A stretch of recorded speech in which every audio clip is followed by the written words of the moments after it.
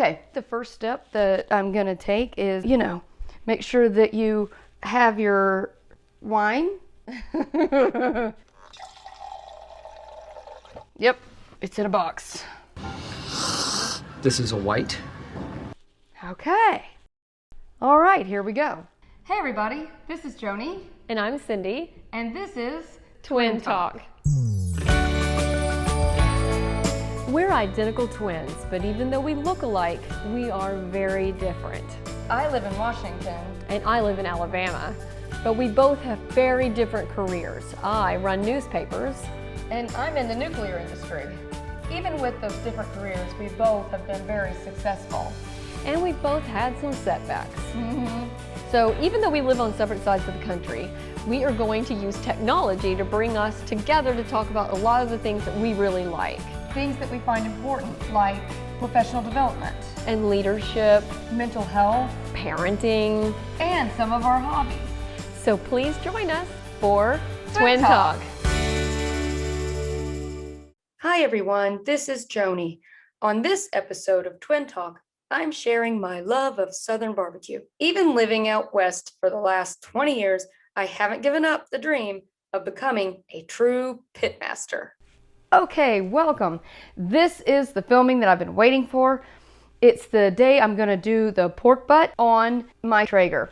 So this is about 7 to 8 pounds, and it is a pork butt. And just to describe a pork butt does not mean that it actually came from the butt of the pig. It actually is the shoulder. It is actually bone in. You can kind of see right here that there is a bone.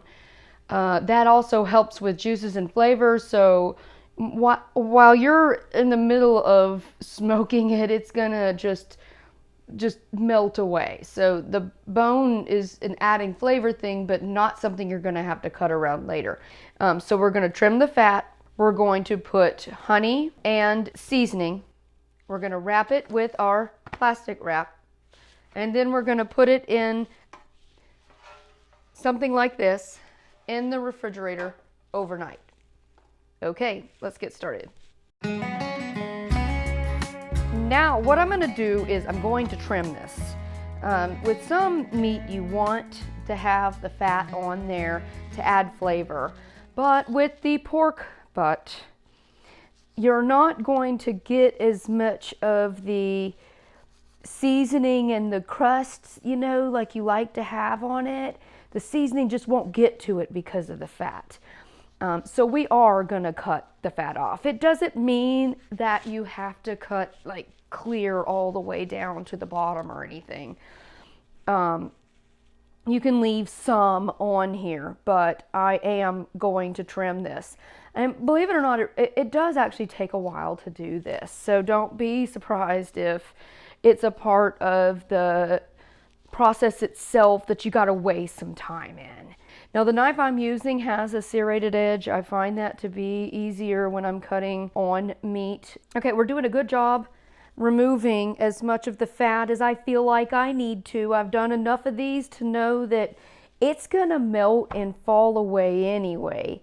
So I'm mainly trying to just make sure that I really can get a good touch of the seasoning onto the meat while it's smoking. You got to remember that a Traeger, a smoker like that one, it blows, it has so much air going through it and in the way of the flavoring coming through that it ends up almost like a convection oven where you're going to get a lot of the flavor in at the same time. So and the same temperature all over the whole thing. So when we get out there and actually smoke it tomorrow, you're not going to have to move it around a lot because it's going to get essentially the same heat as on one front part than the back part, though it can tend to vary just a little bit on that. Now I'm going to throw the fat away and then use the space better to get ready for all the seasoning and the wrapping and then putting in the fridge for overnight. Okay, I'll be right back. What I would say about the Cajun seasoning I have here is that it came from my sister, my twin, Cindy Fisher, who lives in Alabama, and she lives in Selma, Alabama, and this is sold there. I actually have 3 different sprinkle products like this from this same company, and it is so good, but really strong flavor, so you better believe it's gonna make this rock. And we're gonna pair that with honey. And this is actually Northwestern honey. After I get done, I'm going to baste the honey. I'm going to sprinkle. That's gonna hold all of the seasonings in place. I'll probably do maybe a little bit of both. And then we're gonna wrap it with saran wrap, and we're going to place it in here, and we're gonna place it in the fridge overnight until we get ready to do the smoking tomorrow morning. So now we're going to start with the honey, and then we're gonna sprinkle our seasoning on top of the honey. That way we know it's gonna stay.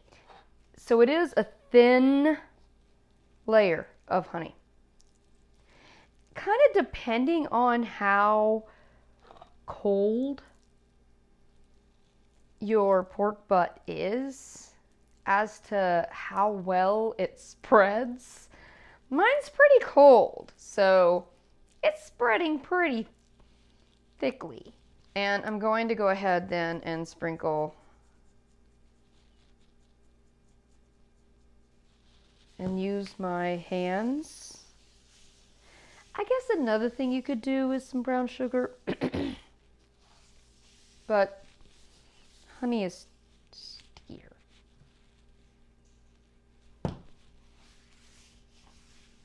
Flipping over and do the same side.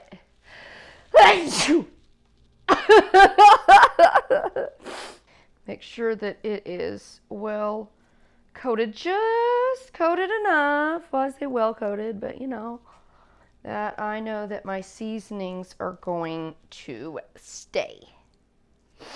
Ooh, man, it's like getting up my nose. Whew. Tomorrow, some of the key things that we're gonna do: apple juice and butter. I'm gonna continue to put it on there for about 3 or 4 hours that I'll have it out when it's not wrapped. The other key thing is butcher paper. Now, butcher paper is not available in every store. In fact, I had to order that on Amazon. So I'll show you more tomorrow when we get ready to put it on the grill. Oh man, it looks so good. Okay, here we go. I'm gonna get the plastic wrap in a way that we're gonna do a whole bunch of different angles to make sure that we have it nice and covered overnight. Here you go. Ready for the fridge.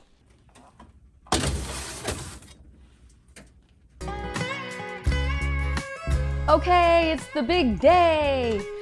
I have had the smoker on since about 6:30 this morning, and I have it at 250 degrees, and I have wood pellets in there. It's actually the Traeger Reserve, so it's apple, cherry, and oak. That's the one I went with today. So I've had my about 8-pound pork butt that we prepared last night and left in the fridge overnight. We've had it on the grill since 7 this morning, and now it is 1:30. What I was looking for was for it to get to 165 degrees on the inside. I do have a probe that I've been watching, and I didn't probe it till probably about an hour ago because I knew that it was going to take at least those 3 or 4 hours anyway. Also, what I have with me is my tricky tool. I actually had to get this at Ace because it was harder than I thought it would be at Walmart and even like Bed Bath & Beyond to find a spritzer for food. This is an Ace for cleaning products, but obviously it had no cleaning products in it. It has apple juice. So about every hour I go in and I spritz it with the apple juice to make sure it's moist. It's at 165 or so now, and we want it to be about 205. So it still has another probably 3 hours to go, and we're gonna wrap for this next stage to get from the 165 to the 205 in butcher paper. I know that I've done it both ways. I also like foil sometimes, so like heavy duty aluminum foil.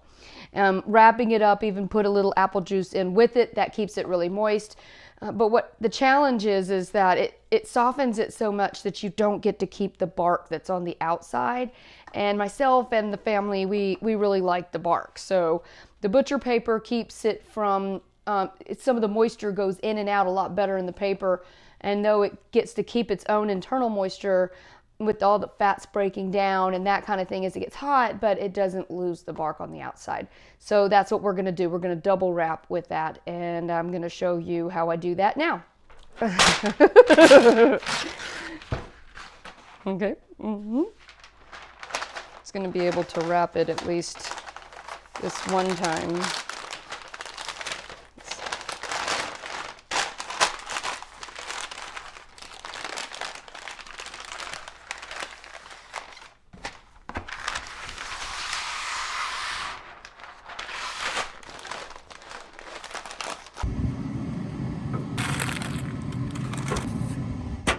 How much of the shirt can you see?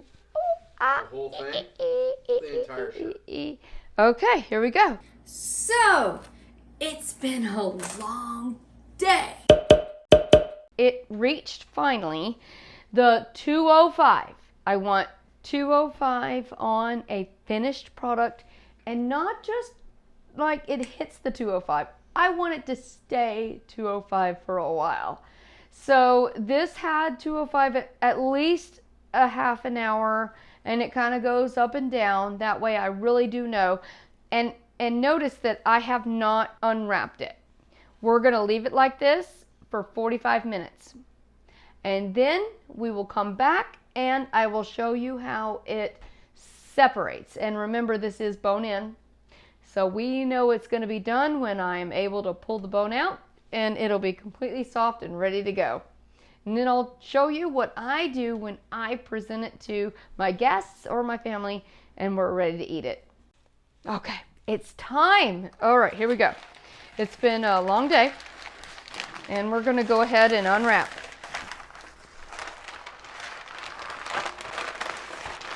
Yes, nice. As we continue, we are not going to lose the bark. Many of us are lovers of the yummy, yummy, yummy bark. Going to actually take, because of how hot, and I'm going to ask for some help here. Might be hot. All right, I'm going to lift. Oh, wonderful. Yeah, let's go ahead. Let's take it. Nice. Yeah, no matter how organic the paper is, we won't leave any behind. We certainly won't. Awesome. Like I've said, if it is completely done, you will be able to pull the shoulder completely out. And that means we are ready to go. I'll be right back. My claws, bear claws.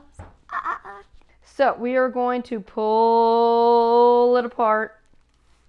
It is, oh, beautiful, beautiful. One of the things that we want to make sure we do after I get done with the pulling apart part is to just let it sit in the juices. Look how hot.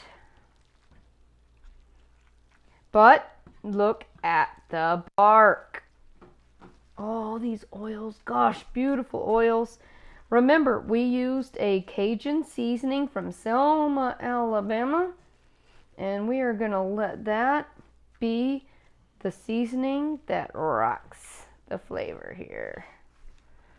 We also used honey from the Pacific Northwest, so we are an awesome combination of the worlds that we live in here.